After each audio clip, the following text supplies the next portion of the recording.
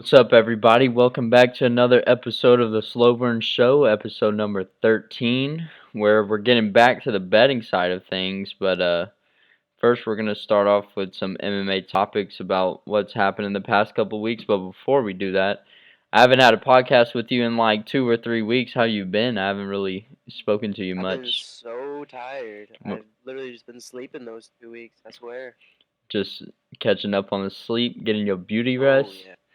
Oh yeah. How's school been going or teaching? Wearing me out. I was so tired. Yeah. Well, I don't really have like the best or like too many like nitpick news for this week, but my first big topic that I have is UFC and WWE are now like under the same parent company of Endeavor. So I think that's pretty unique, and I don't know what exactly is going to come from that, but do you have any thoughts on that little I merger mean, I going on? feel I feel like you see UFC people going to the WWE after their career's over anyway, so like Yeah. And we makes saw sense. CM Punk. I mean, I know he's with AEW now, but Uh, I don't know if he was at he's WW. weird. I don't know if he was at WWE at the time, but I think he was when he got called out by a fighter that was in the UFC, and then they did a fight in the UFC, and that was It was the weird. worst fight I'd ever Yeah. watched. Uh, Saw it live. Hopefully there's not more of that, but I could see like Connor going over and doing some crazy stuff at WWE. He's already kind of. You know who Paul Heyman is? The like guy Mm, that used to yeah. or who's with Roman Reigns or whatever, a little fat butler. They already are Mm-hmm. getting into like Twitter disputes on Twitter, and I could see I could see some crazy stuff going on with that. Like Connor said he was gonna break his jaw in 3 places if he doesn't be careful or something. I don't know exactly what Paul Heyman said, but and I was then always saying something. yeah, but then Paul Heyman was like, "What if I caught a lucky shot on Connor? Like, what would happen? And so what if he beats me up?" But I don't think that guy, Paul Heyman, is catching any type of shot on Connor. He's old too. Yeah.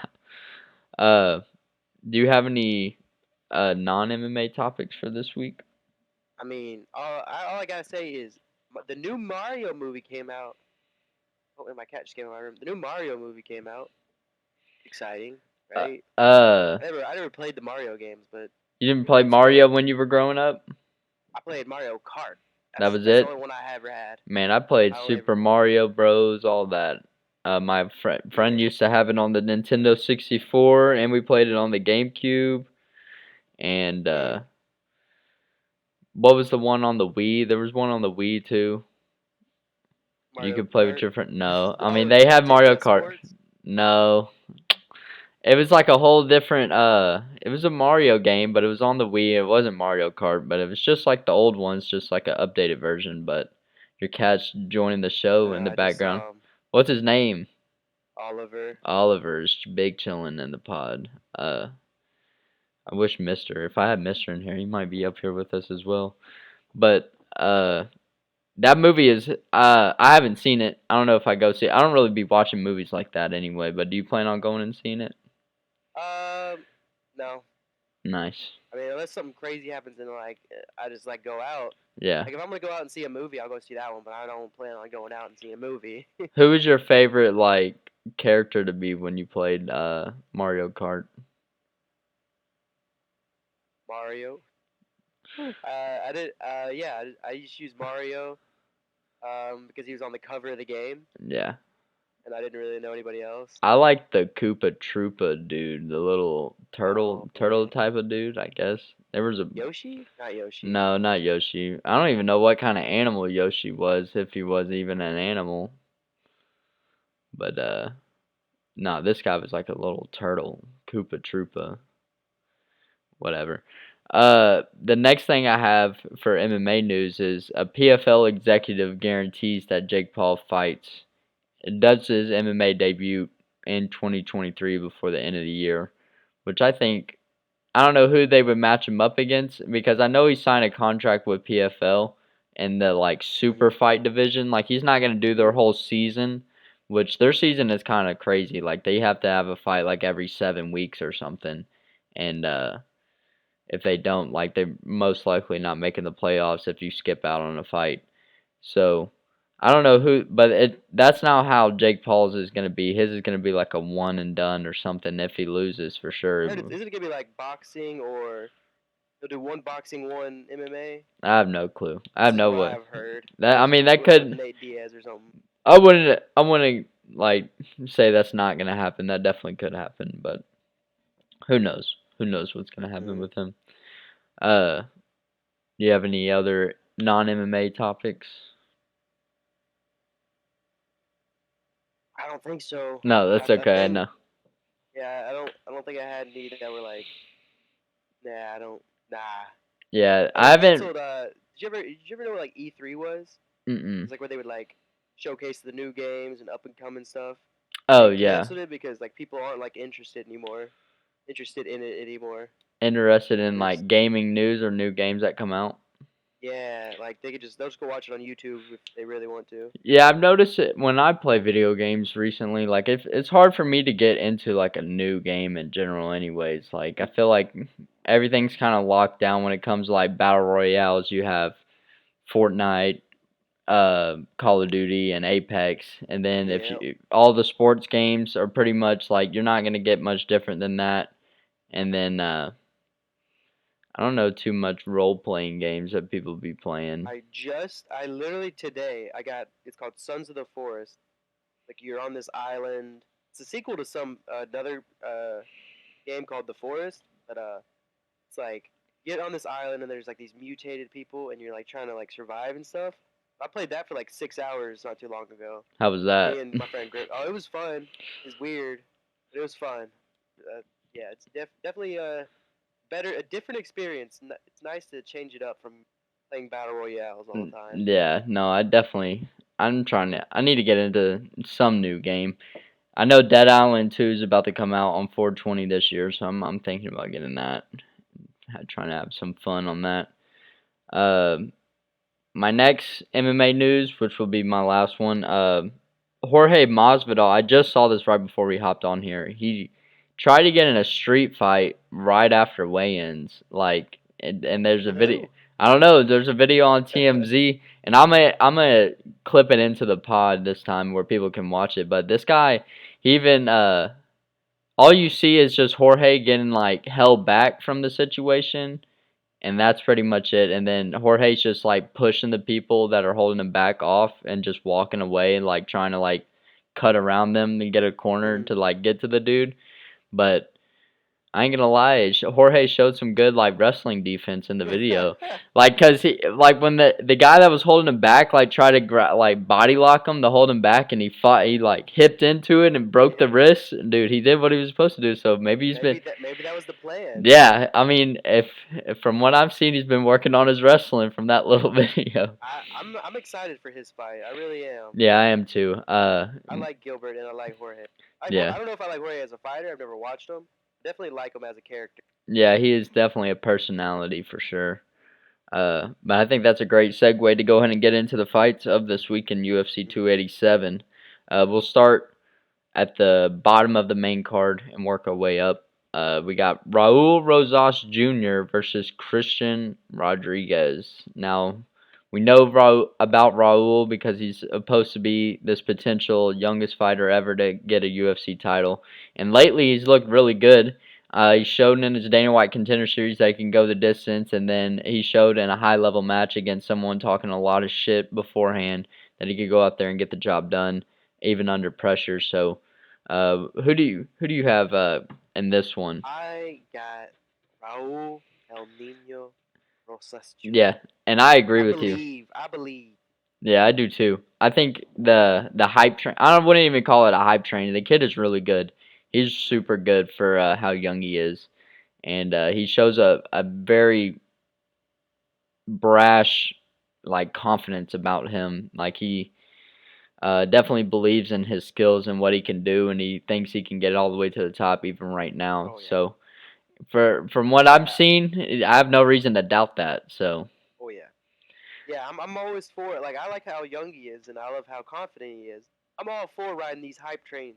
Ride them until they derail. Yeah. It's okay to be wrong. I'm okay Right. with that. I know. But I'm gonna ride tell Sean, Patty, Raul, all these hyped people until they Fall just come off. off the rails. I'm riding with them. Yeah. They're very and enjoyable to watch. So I'm Yeah. definitely going with Raul. And I was trying to talk to my friend that lives in Michigan about this. I don't know exactly what's wrong with his like upper lip. I know he's got like I thought he some. had an underbite. I don't think it's just an underbite. It's like he's got some. I don't know if it's like a hair lip or my friend sent me like this scientific like thing about what it could be. It could be like Cleft lip. some that it could be that or some alcohol disorder syndrome from like if his Fetal alcoholics. something, dude. Like if his mom was drinking when his mom was pregnant with him. So she might have been getting lit, and that's why his mouth came out deformed. But that man's got like he said, a big underbite. I don't know exactly what's wrong. I'm not trying to make fun of the kid. I just would like to know the exact disorder that he has. Jaw surgery to fix it. It's I'm like sure this part. It's like the top of his lip. It's like he doesn't even have top teeth It's on not it. pushed forward. It's just pushed back. I think so. He might not even have top teeth. Like I'm sure he has. that's a mystery that we need to find out. Does Raul Rosas have top teeth? Moving on to the next fight, Adrian Yanez versus Rob Font. Have you seen either of these dudes fight before? Next fight? I thought it was Kevin Holland and Santiago. Let me see. Ponzinnibio. I could have that one mixed up. I'm Ponzinnibio. gonna check myself real quick. I'm pretty sure I got that in the right order, but we can check real quick. No, I'm in the. Nope, I'm not. You're right. It is Kevin Holland versus Santiago Ponzinnibio. I had it backwards, or those flip flop. One thing about Santiago Ponzinnibio, before he fought Li Jingliang the Leech, I was telling like that friend I was just talking about, I was telling him like this guy Santiago is the shit and he is about to be next. And then he went out there and got knocked out by the Leech right after I said that. The Leech is I love the Leech. Yeah. He's one of my favorite fighters too. He definitely ruined this guy's hype train from when I was watching him. I thought he was gonna be the next best thing and then the Leech kinda ruined it for him.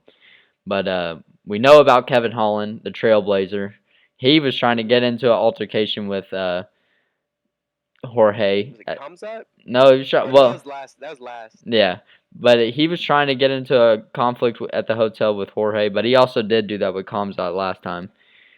But them dudes, Kevin's be a little crazy sometimes. Dude's a superhero. Did you see the press conference and them talking a little shit to each other? No, was that all today? No, Thursday was the press conference, but the reporters were trying to ask Jorge and Kevin about the altercation, and Dana White stepped in and was like, "Can y'all not even ask them questions about or them two having that altercation? They're not even fighting. Like, ask them questions about the fight they're having this Saturday." But I've never seen Dana White do that before. Never like not let shit get stirred up a little bit, but he was tired. Dana was tired of it on Thursday. He was not dealing with it to the point where when they were like starting to be dumb asking questions, Dana was like, "Any more stupid questions?" Before like they left.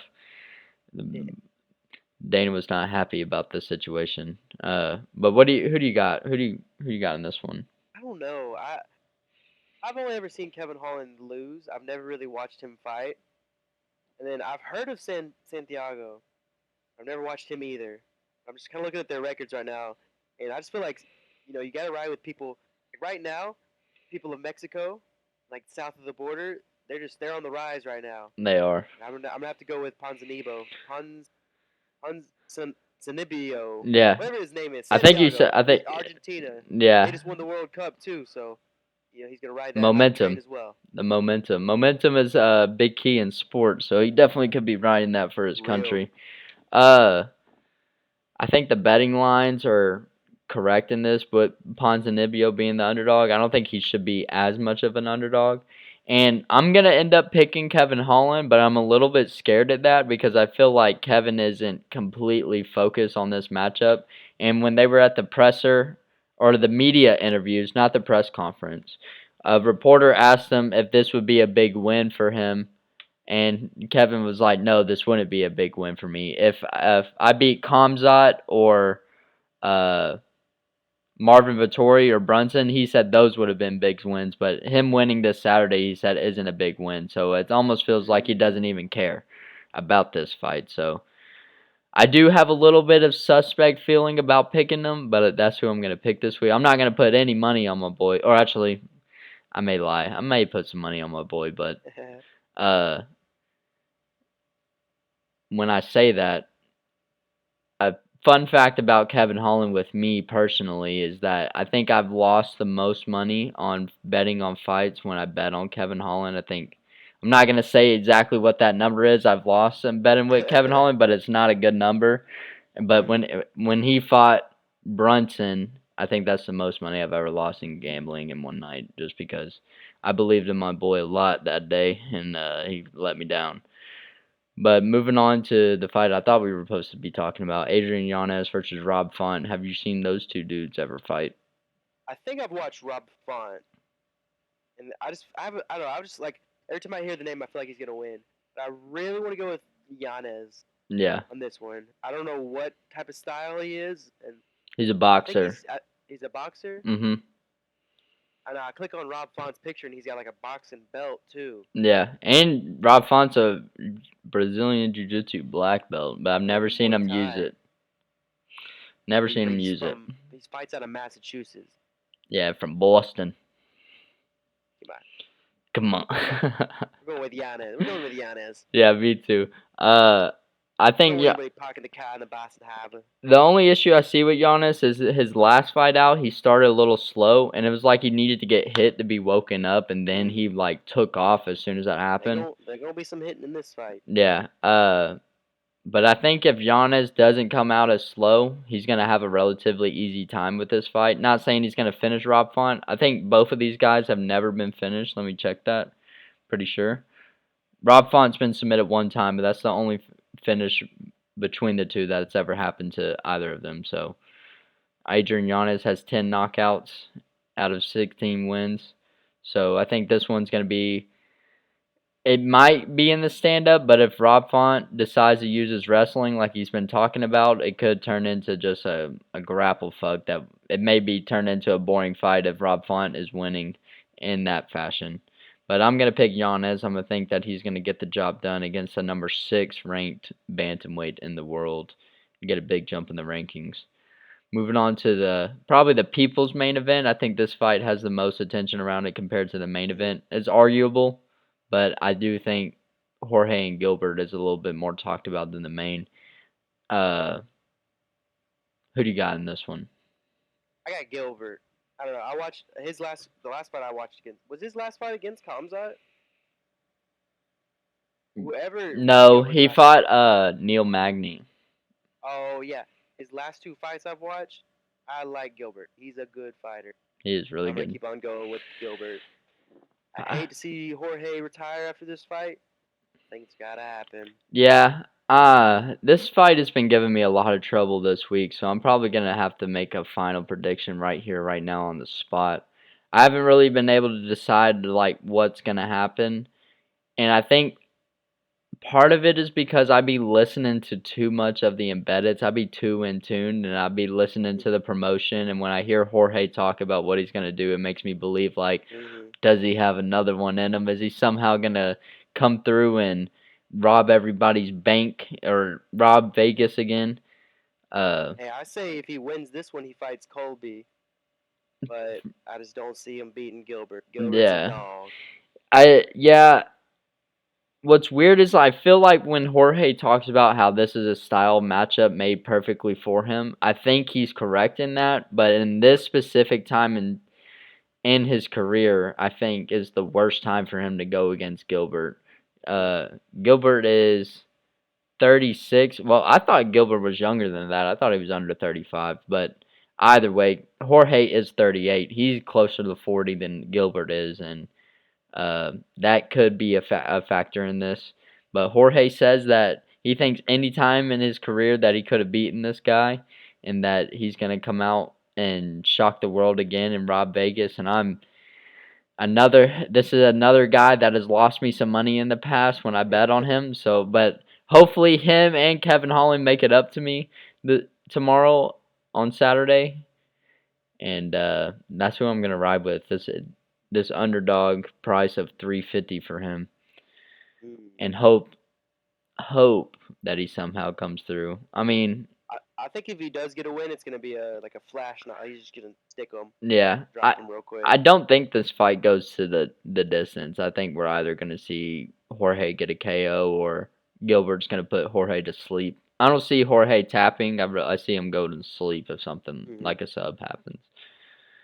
But moving on to, you could either call it Alex Pereira versus Isreal Adesanya 2 or 4. What would you think? I think you could call it 4. I think you'd say 4. Yeah, you could call it 4. No, they don't wrestle. They didn't wrestle in kickboxing either. Yeah. I mean, it's basically another kickbox match for them. I wonder how many quadrilogies, or just in general, like how many times have the same two people met up 4 times, regardless of sport. I know Brandon Moreno and Davison Figueiredo, but I wonder how many times in boxing and kickboxing it's happened, like what we're about to see this Saturday. I wouldn't say in boxing. Ooh. I'm pretty sure in boxing. I'm pretty sure in boxing, not like anytime recently, but back in the day, like they used to fight like that. They used to fight like. Well, didn't Deontay Wilder and Tommy Fury almost? Was it 3 or was it 4? Tyson Fury.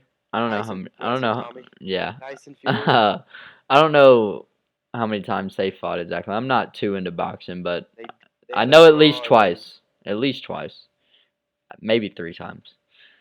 But who do you got in this quadrilogy or rematch in MMA? I think I'm gonna go with Pereira. What do you think is gonna happen? How is he gonna get it done? I don't know. I don't want to say knockout again. Doesn't he? He trains with Glover, right? Yeah. I want to go with a submission. Yeah, that'd be crazy. I want to go with a submission. I really want to do. The odds on that, I'm pretty sure he's like a plus 1800 to get a sub against Izzy. But it's not impossible knowing where he comes from when it comes to like who trains him. And Izzy isn't necessarily the best jiu-jitsu person, but to me, when I talk about Izzy and his jiu-jitsu or just his grappling skill set in any fashion, I call it, he's the best anti-jiu-jitsu practitioner I've ever seen. He's almost like a black belt in anti-jiu-jitsu and not letting it hit the ground, or only going to the ground when he wants to. So it's almost like you could give him a black belt in jiu-jitsu for being so good at not getting it to there, because he's so good at negating the grappling. And so it might be possible for Alex to get him down there, but we'll see. And the one issue I have with what I'm gonna pick Izzy, but like I was saying with Jorge, and it's like I've watched too much of the promoting shit, and it makes me believe that this person's gonna win. And I've seen Izzy be more emotional this week than I've ever seen him, probably in any of his fight weeks that I've like been a fan of the sport. He's been super emotional this week. He's been pissed at the media day. He seems like every little thing that Alex is doing is like poking at him, and that it's really like getting under his skin. If like a reporter asks about, I think his coaches are getting under his skin, and I think he's just really like almost stressed out about the whole situation. He's just getting ready to fight. And usually when I would say all those things about a fighter, about how being emotional and stuff, he's the only person that I've seen be emotional and be able to use it and actually win. Like, actually let those emotions drive him and not deflect him or misguide him from the situation at hand. And it's actually made him maybe even focus up more. I think he's a little bit different than the average person in that aspect, because usually when you fight on emotion, it doesn't work. But I think he's one of the few, and when I say few, like 1% to 2% of fighters that those emotions actually help him in a fight, and so I'm not trying to look too much into him being emotional this week, but I understand that he definitely is being that. But that's who I'm gonna pick. I'm gonna pick that Izzy finally gets his one shot back of Alex Pereira and settles the score. You think if he wins, they get a third, like, immediate rematch, or you think it's just No. like, If you don't think so? no, I think they would make Pereira fight somebody. They wouldn't do like a uh, immediate rematch because I mean, I could be wrong on that. Depending on how the fight looks, what if it ends in a draw? Then maybe. Mm. Then maybe they go back, or maybe what if one of them breaks their legs off the first kick, you know what I mean? And just some freak accident happens, like what Connor and Dustin had. Like they had their third fight and it ended in such a weird way that we didn't really know who would have won if things didn't play out in that devastating fashion. But they could. I mean, if Izzy wins, I would assume that they make Pierre fight like a Robert Whitaker or a Marvin Vettori or just one of those two guys, honestly. Do you have any final thoughts on this card before we move to the swing slips? I'm honestly kind of excited. I'm kind of excited about this card. I Yeah. like the names in it, that's for sure. Yeah, I feel like the only big name, or the only name that isn't big, is Christian Rodriguez, the guy that Raul Rosas Jr. is fighting. Like, I feel like the only reason that fight's on the main card is because of Raul. And Christian's only had 2 fights in the UFC, I'm pretty sure. So he's not super. I didn't know of him until Raul was about to fight him this weekend. So it's a super star-studded card. And then you got Kelvin Gastelum versus Chris Curtis on the undercard. Joe Pfeiffer's fighting Gerald Mearshart. And then there's this guy named Ignacio Bahamondes, and he's really good. And he'll be on the card. So I'm excited for this. But moving to the swing slips of the night, I'm going to let you, if you have your Kobe crazy pick, I'm going to let you hit that one first before we do any. I got a 3-legger going. I got Raul Rosas Jr. to win by KO, TKO, or DQ. That's for plus 600. And then I got exact method of victory for the Gilbert Burns versus Jorge Masvidal as a KO, TKO, or DQ. And the exact method of victory for the Alex Pereira versus Isreal is a submission. And that's for a grand total of 18,450 in the plus. So when you say exact method of victory, so either fighter could get that. So either fighter could get the knockout in Gilbert and Jorge, and either fighter could get the sub in Izzy and Alex. That's kind of dope. I like that. And then the first leg is Raul. The first leg is Raul to win by KO, TKO, or DQ. Okay. And so you said $10 or do $100. How much would $100? $100 would win $18,550. That's nice. That would be a day. Imagine. And that's definitely possible. Seeing the guy that Raul is going against is a jiu-jitsu specialist, so Raul could definitely keep it in the stand-up and get a knockout, his first knockout in the UFC, or he could get, if he does get into the grappling, I see Raul being mainly the guy that's on top and not trying to be the guy on bottom going for subs, so he could get a TKO that way. I was watching. I saw his last 2 fights, and he has very creative. He's very creative with his striking. Like he's trying to go for something flashy. Right. Yeah. He's definitely wild. Like you were saying. Like I've seen him throw some wildest shit. Yeah. That and he doesn't seem to slow down with that type of stuff either. He's so young. It feels like he's got all that energy. He can just keep throwing that crazy shit for 15 minutes. So I'm excited for that. And I think the hardest leg of that, it's going to be the main event one. So if we see a sub on either side, that would be absolutely nuts after hopefully seeing a knockout in the co-main. Right. I'm definitely going to put some money on that Kobe crazy parlay. Oh, yeah. I always do. So I'll move on to my swing slips, which are kind of like different than what I've been doing.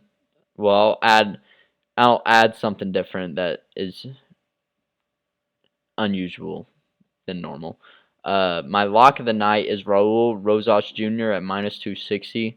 I think when it comes to all the fighters on the card, I think he is the most likely to win his matchup, even though he's so young and I would say inexperienced, but it felt like he's been in the game already so long enough that you could call him an experienced fighter, even though he's not the best of the best yet, the top of the game. And when it comes to matchup wise, I think he matches up well or the best to his opponent compared to all the other guys. Like it was in between him or Ignacio Bahamondes, but Bahamondes is a striking guy and he's going against a guy who has 11 submissions on his record, so that freaked me out a little bit. I didn't want to do Bahamondes, and also Raul Rosas is at a lower line than Bahamondes, but those are the two guys that I would think are going to win their fights most likely this Saturday. And then I'm about to go into the co-main event, which I actually kind of put a lot of different bets on this co-main event with Jorge and Gilbert. I try to hedge myself a little bit, but then also throw an extra bet in there. So I'll start with my underdog in the night is going to be Jorge. Obviously, he's the underdog in this matchup. He's at plus 320. So if you bet $100, you would win $320 profit. And then my prop of the night is Masvidal by KO. So basically, if he wins and gets the knockout, we're definitely gonna have a good night. But just to hedge that a little bit, I put Burns by sub, and Vegas did me a very nice favor by putting the line for Burns to get the sub at plus 225.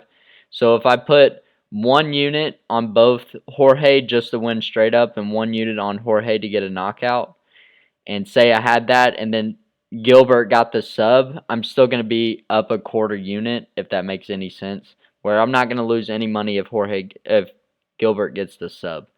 So I'll be somewhat happy, but I'll be very sad if it goes a decision and no one gets a finish. But my extra bet on there is, since I'm saying that basically I think whoever wins is going to get a finish, I think the line at under 2.5 is a super good line to put your money on at minus 135. So if you want to get even extra crazy on the co-main event with me, you can put some money on that as well. And then my last swing slip in the night is a 3-fighter parlay with Bahamondes, Holland, and Yanez to win their fights. That gave me plus 160 on the odds, so plus money on a 3-fighter parlay. Bahamondes, I was talking about him earlier. The only thing that scares me on that one is the guy he's going against has 11 subs on his record.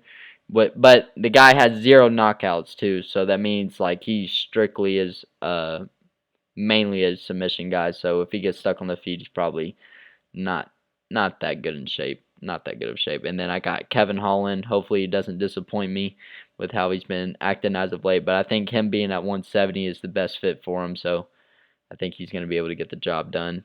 And then Adrian Yanez, he's just looked phenomenal.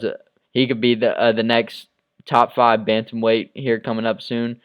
His boxing is so sharp. If he gets to keep it on the feet, I think he boxes up anyone in the bantamweight division, and that's including Sean O'Malley, Peter Yan, Aljamain Sterling. Man, the only person I think that maybe give him problems in the stand-up would be Henry Cejudo. Henry Cejudo actually has really good boxing and striking. He's well-rounded everywhere.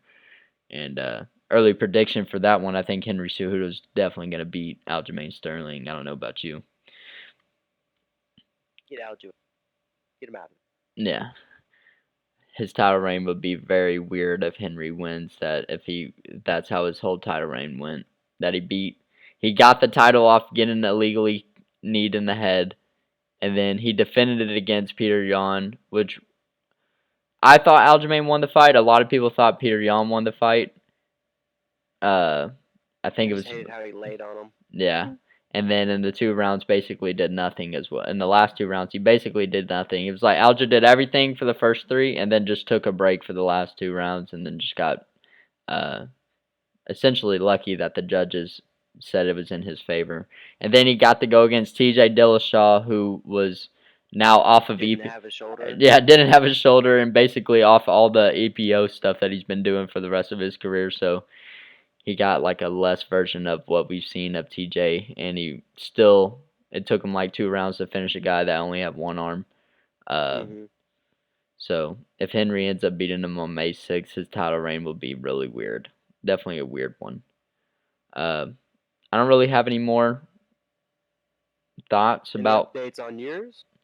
Well, I was supposed to fight April 28th, but then I talked to my coach last night at sparring, and he told me that the card was filled up. So I don't know if I'm going to be able to get a fight on that one as well, which sucks because we missed March 18th. Now we're potentially missing April 28th. And the next card after that is sometime in May, but it's for Aries, so we're just trying to get something. Trying to get one. Yeah. I tell Corey, I was like, if they come to you with a fight, you don't need to call me or anything. You just say yes. If they can make 125, I don't care who it is. I don't care what the record is. I just want them to make the weight, and then we can go fight and figure it out from there. All you need is someone to make the weight. Yeah. Over 5 pounds isn't cutting it at all. I mean, and at this point, if we get to the weigh-ins and he misses by just a pound or two, I'm going to take it anyway because I'm not going to not fight it at this point. I'm trying to get something in. But not fighting at that gym was probably for the better. That place sucked. Yeah, that place was definitely really weird and how they had it all set up. They did it on purpose. Yeah. Yeah. There's no way they were like, yep, this place could hold I don't even know how many people. 300 people. Yeah. Yeah.